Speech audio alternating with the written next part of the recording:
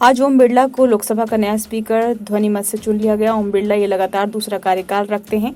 इस दौरान प्रधानमंत्री नरेंद्र मोदी, लोकसभा में नेता विपक्ष राहुल गांधी और सदन के अन्य सदस्यों ने भी ओम बिरला को स्पीकर चुने जाने की बधाई दी। इस दौरान सपा मुखिया अखिलेश यादव ने कुछ ऐसा कहा जिस पर सदन के कई सदस्य खिलखिलाकर हंस पड़े।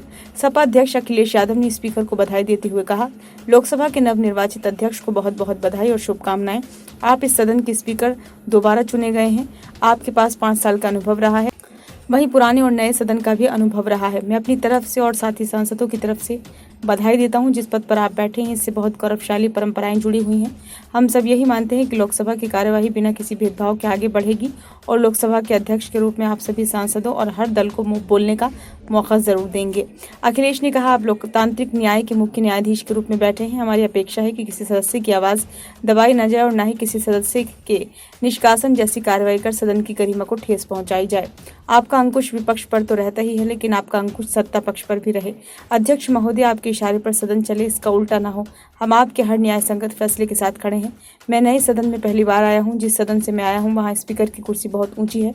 मुझे लगा कि हमारे स्पीकर की कुर्सी भी ऊंची होगी। मैं किसको कहूँ कि ये कुर्सी और ऊंची हो जाए। मुझे उम्मीद है कि आप सत्ता पक्ष की तरह ही विपक्ष का भी सम्मान करेंगे।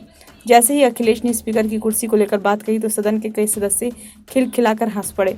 विपक्ष के नेता राहुल गांधी ने ओम बिरला को लोकसभा अध्यक्ष चुने जाने पर बधाई देते हुए कहा, मैं आपको दूसरी बार स्पीकर चुने जाने के लिए बधाई देना चाहता हूं। मैं आपको पूरे विपक्ष और इंडिया गठबंधन की तरफ से बधाई देना चाहता हूं। ये सदन भारत के लोगों की आवाज़ का प्रतिनिधित्व करता है और आप उस आवाज़ के अंतिम निर्णायक हैं। सरकार के पास राजनीतिक शक्ति है, लेकिन विपक्ष भी भारत के लोगों की आवाज़ का प्रतिनिधित्व करता है और इस बार विपक्ष ने पिछली बार की तुलना में भारतीय लोगों की आवाज़ का अधिक प्रतिनिधित्व किया है। विपक्ष आपके काम करने में आपकी सहायता करना चाहेगा। हम चाहते हैं कि सदन अक्सर और अच्छी तरह चले।